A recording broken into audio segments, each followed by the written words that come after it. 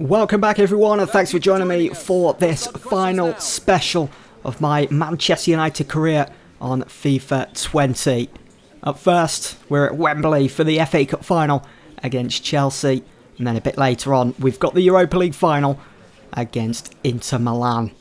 So we finally made it to the end of Season 1, when at one point it looked like that was it for FIFA 20 here on the channel, but here we are, finishing things off, and what a way we can do it by winning both the FA Cup and the Europa League. Just imagine that. Be quite the success really, considering that we had such a poor season in the Premier League, finishing 5th, not even in a Champions League spot. Obviously in real life, winning the Europa League would see us in the Champions League for next season. Does that happen on FIFA? I'm not sure, I can't remember now. I think it does. I want to say it does. Let me know in the comments below. But we're hearing the pre-match press conference saying that we will rise to the challenge. We will always rise to the challenge. Manchester United will never die. The fact that we're in 2 finals, to be honest, it is quite something. It's quite spectacular really, after how poorly I felt towards FIFA 20 this year. So there we go. Building things up just nicely for the FA Cup final. Chelsea against Manchester United. There is the tifo of Michael Essien. Some would put him down as a Chelsea legend. Is he a Chelsea legend? Not sure. Was a decent player in his day. You can see the path that both teams took to get to the final. Chelsea overcoming Man City in the semi-final with a 1-0 win there. We managed to beat Everton 3-1. To find ourselves here at Wembley yet again, fighting it out for that beautiful piece of silverware, the FA Cup, the famous cup. And you can see our lineup, it hasn't changed at all really, apart from the fact we are missing Harry Maguire, who got injured in that simmed game against West Ham in the previous episode. He was originally going to be out for 3 weeks, which meant he would miss our remaining Premier League games, and also these next 2 finals here against Chelsea and Inter as well. Looking at that Chelsea lineup, they've added to their team Wendell coming in, Kimpembe, and also Andre Kramaric. Remember him from my is it FIFA's 18 career mode? I want to say FIFA 18. I remember it didn't really work out for him in his first season, so I think I got rid. I know a lot of you guys were like, Kramaric at United? No way, this can't be happening. Didn't quite go down so well as I thought it would, but there we go. And actually going into this game, the news were hyping Kramaric up. He'd been in quite good form heading into the final, so we had to stay on our toes with him really at the back, keep an eye on him, make sure he doesn't do anything to upset our perfect final day at Wembley. Marcus Rashford looking to kick things off nice and early with that free kick, just going wide, not worrying Kepa at all. But Chelsea were certainly the most threatening team in the final thirds, in the first half anyway, at Wembley. You can see the amount of chances that they get here. You know, Willian, so quick on his feet. Another one of those players that has that low centre of gravity. And it was Chelsea who, after probing constantly throughout the first half, did find the back of the net through Christian Pulisic. David De Gea, poor positioning, couldn't really recover, couldn't get across his line quick enough. Aaron Wan-Bissaka really should be doing a bit more there. He's running ahead of the ball, and it just falls nicely for Pulisic to knock past David De Gea. We did keep working though. Paul Pogba coming very close here. Kepa tips it over. Not sure Kepa really had to stick his hand out there. I think it was going to continue to rise. If you see on the replay, might have hit the crossbar and gone out. Don't think it was going to find the target, but obviously Kepa saw something in it. Wendell, dangerous down the left side. Finds Asuna, who had come on. And it was Kramaric with a fantastically taken header that doubles Chelsea's lead in 56 minutes. It's a brilliant header from Kramaric. The way he busts his gut to get into that 6-yard box. It's the defensive pairing of Eric Bailly. Bailly really should be doing better there. And Victor Lindelof. I'm not sure what Lindelof's doing here. He's just route to the spot, just watches it go into the back of the net. but it's a brilliant header. It's what you like to see from your team. It's just unfortunate it had to come against us. So we had to keep on fighting. Dan James, who hadn't really seen much action in the first half, came agonisingly close for Manchester United to draw a goal back with that chance there, and it goes wide of the post. I was hoping it was going to... I mean, we'd beaten Kepa, but just couldn't find the target, kept on swerving away. Bruno Fernandes, though, with great bit of play, slipping the ball through the middle. Dan James gets his goal this time, making it 2-1. So a chance, a glimmer of hope for United to maybe go and level things in this FA Cup final. I liked how easily we seemed to carve Chelsea open at the back with that move. And Chelsea, I really did think Jorginho was going to make it 3-1. If he had, that was definitely the game dead and buried. And Chelsea confirmed FA Cup winners this time. Great footwork here from Bruno Fernandes to keep the ball rolling. Dan James just pulls it back, finds Bruno Fernandes, who goes on to get that equaliser for Manchester United in the 82nd minute. Talk about leaving it late. Not sure where the momentum came from really for our second half performance. In the first half, we were awful. We couldn't get anything. We couldn't string 2 passes together. It was constantly Chelsea, and then come the second half, I don't know whether it was just the fact that we kept on working hard, kept on probing, just like they did in the first half. I'm not sure, but you can see the pressure here on Chelsea now. A corner for United, 90th minute, the fans were up for it. Could we find a winner? In the 90th minute, 3 minutes added on, Bruno Fernandes whips it in and Kepa comes out and punches it clear. The danger still lingered, but Kramaric does pickpocket Dan James there. The one thing I wanted to avoid was taking this final into extra time and penalties because of players' fitnesses. I know we've got another week or so before our next final in the Europa League, but it does have some sort of an effect on it. You can see Wan-Bissaka with those spider legs there. Great challenge on Kante, and that would be the final whistle, so we would have to go ahead and play in extra time. You can see how much it means to David De Gea. He doesn't want to go through extra time, and the potential of facing penalties as well. He wasn't up for it. We got a great early chance in extra time through Dan James. Tight angle, quite some way from goal as well. Not going to beat Kepa there. Anthony Martial, probably the best chance of extra time. Really should be doing better. Needed to take just a little bit more time, get his placement right, and it would definitely have been 3-2 to United. As Chelsea were going to keep on plugging away, of course. It's the final chance really for them. Asuna pulling the trigger, and David De Gea saving us and putting us into the penalty shootout then against Chelsea. Now, keeping in mind, I know I didn't show it, but Mason Greenwood had come on for Dan James in extra time, so he would be one of our penalty takers for the shootout. Up first, then it'd be Chelsea. Kramaric, who got the second goal for them in this FA Cup final, puts it wide. Then it was Bruno Fernandes with United's first. I wonder if he'll have his spot kick technique in FIFA 21. That'll be interesting, or even on PES 21. Jorginho sends David De Gea the wrong way, making it 1-1. Paul Pogba with that incredibly long run up. I was hoping to make it 100% so far, making it 2-1 to United. Kepa knew which way he was going to go. And I'm not sure, now I'm looking at it and not playing, I'm not sure why none of this is showing up on the scoreboard. Why is it glitching out? Anthony Martial will put United in the lead. There we go, it's just updated. 2-1, and Willian makes it 2-2. Marcus Rashford needed to score this. Again, looking for that top right-hand corner.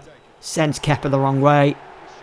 3-2, so Chelsea had to score this if they wanted any chance of fighting on in this FA Cup final. It'll be Wendell up against David De Gea, and he sends it right down the middle.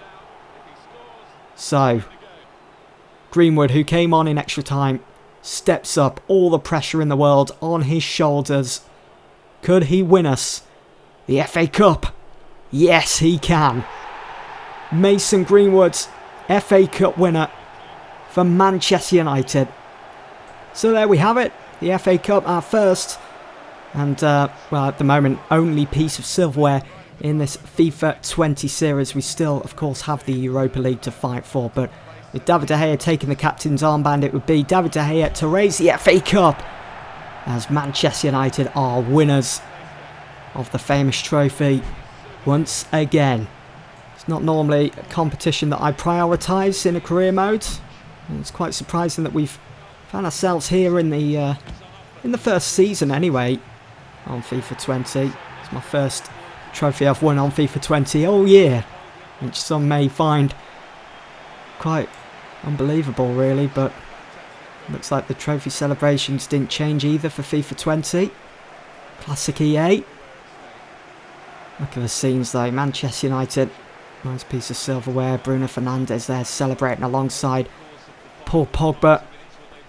It's a decent season in the FA Cup for United, of course, actually coming out on top with it. But we couldn't allow celebrations to go on for too long as we had quite the important final coming up next, and we needed to win this, especially if it meant we would be playing Champions League football next season. So there we go, there's the FA Cup winning team this year. It's good to see. The Europa League final this season was to be held at the Emirates. It's an interesting place of venue there. And what's even sweeter is the fact that Arsenal aren't even in the final. Couldn't even make the Europa League for next season. Oh, just like real life, isn't it? They finished 8th, didn't they? They won the FA Cup, but what's more important, winning the FA Cup or actually making a Champions League for the next season? I think it's making the Champions League, isn't it really? It's almost a trophy in itself, and we had to make sure that we came out on top against Inter Milan if we wanted any hopes of reaching the Champions League for next season.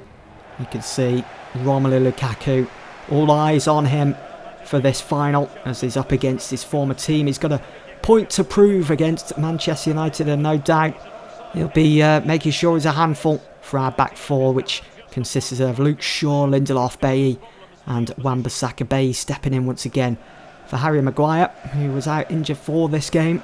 It's a shame we couldn't see the subs from the screen, as I wasn't sure whether Alexis Sanchez was on the bench heading into this one, and obviously Ashley Young isn't at Inter Milan. I forget who I sold him to now at the start of this career mode.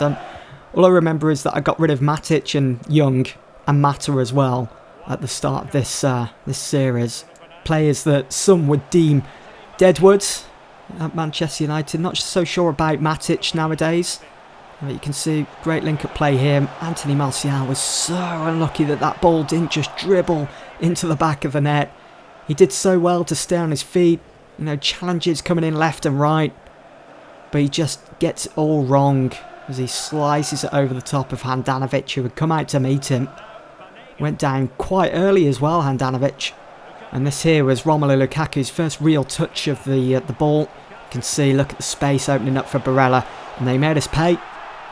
I'm not sure what happened to Lindelof and Bailly, our two centre-halves. Where did they go? Such a huge gap that opened up. Allowed Barella in to get that opening goal. I mean, where is Bailly? Where's he gone? He's all the way in midfield and having to track back. It's criminal. It really is. And before I went into this game, I thought to myself, well, shall I start Axel? Shall I put Twanzebe in, or shall I go ahead with Bailly? But we did use the kick-off advantage. Got ourselves back up level on terms with Inter through Bruno Fernandes. Great bit of play from James as he crosses it in. Anthony Martial ducking there because he knows Bruno Fernandes is just laying in wait, and he does find the back of the net. So it was game on. That was one of the things that really put me off FIFA 20 this year, was that kick-off advantage. It was just too easy to go up the other end and get an equaliser if the opposition went ahead and scored. Because in most games, it would always happen. I mean, I wouldn't mind if it was the odd game here and there, because we've seen it in real life. It does happen, but not in every game. Not in every game. And it really did spoil the immersion for me, really. Bruno Fernandes came very close to making it 2-1 there, but look at this from Romelu Lukaku. What an angle to score from there up against David De Gea. The near post. De Gea really shouldn't be getting beaten at the near post there, but the shot was just too powerful, really. As you can see, Romelu Lukaku, that favoured left foot of his, never so deadly. What a season he's had in real life at Inter. 33 goals he's managed to score, and having him score against us in this Europa League final was a real kick in the teeth. But again, it's almost like another kick-off advantage. We won a penalty. Godin lunging in on Anthony Martial, who had got his cross away. It was a late challenge. A few arguments here and there. Godin eventually concedes to the referee because he knows that that was a poor challenge. Just went in. Not a care in the world. It's quite silly, really, and I'm sure Antonio Conte will be on him for that. And Paul Pogba was to step up and take this, to level things right before half-time. Keeping in mind he did miss a penalty in that shootout against Chelsea in the FA Cup final, going for the same spot. This time he scores. And Danovic was rooted to the spot, watched it go past him. And it's Paul Pogba, our captain for this final, getting this level on terms yet again with Inter Milan. We peg them back through quite a confident penalty from Paul Pogba. Not much power behind it, but that will do. And in the second half, Marcus Rashford ducking and weaving here and there, finds his way through and slots it past. And Danovic to make it 3-2. Manchester United took the lead for the first time in this game right before the hour mark. And I just love the way that Rashford was forced deep and eventually create that bit of space for himself with that help from Paul Pogba, that assist. We were looking for more. We were up for more. Anthony Martial, great turn, but it was good hands shown from Handanovic, looking to keep themselves just a goal behind. Something to work on. Went for a long-range effort here with Paul Pogba, looking to beat the keeper off his line, and almost did. And Danovic keeping it out the back of his own net. João Mario was quite advanced in this move, as you can see. Romelu Lukaku getting his shot away. But that would be it. That would be all she wrote for Inter Milan, as we do go on to beat them 3-2. We hung in there. I think for the majority of the last 10-15 minutes I just passed it round at the back, making sure we didn't, well, we almost made a mistake through that chance from Romelu Lukaku in the 90th minute, but we did a Mourinho. We hung on to the lead just to ensure that we came away with the Europa League. What an end to the season, what an end to this final season with FIFA 20 with Manchester United. A winning end. We've won the FA Cup. We're about to lift the Europa League. So I think that sets us up nicely now for the start of FIFA 21, where we will start Season 1 in the Champions League. I just can't wait to go again now. After the improvements that EA have seemed to have done to career mode, hopefully this year's game should be a lot better. I want to thank you all for tuning in, sticking with this series. I know it was quite difficult at times. Being stop-start here and there. Wasn't really consistent enough with this series as I was with PES 20. But we finally got there in the end, didn't we? Finishing Season 1 with Manchester United. A bit of closure, at least, instead of leaving it open. It's been a good end to the season. Been a successful end, I think. So there we have it. Hope you guys have enjoyed. And I'll see you all very soon for the start of the new season with PES 21 and FIFA 21. It's going to be great. Can't wait. Can't wait to share it with you guys once again. But for now, that's it from me. Hope you guys have enjoyed, and I'll see you all very soon. Thanks for watching.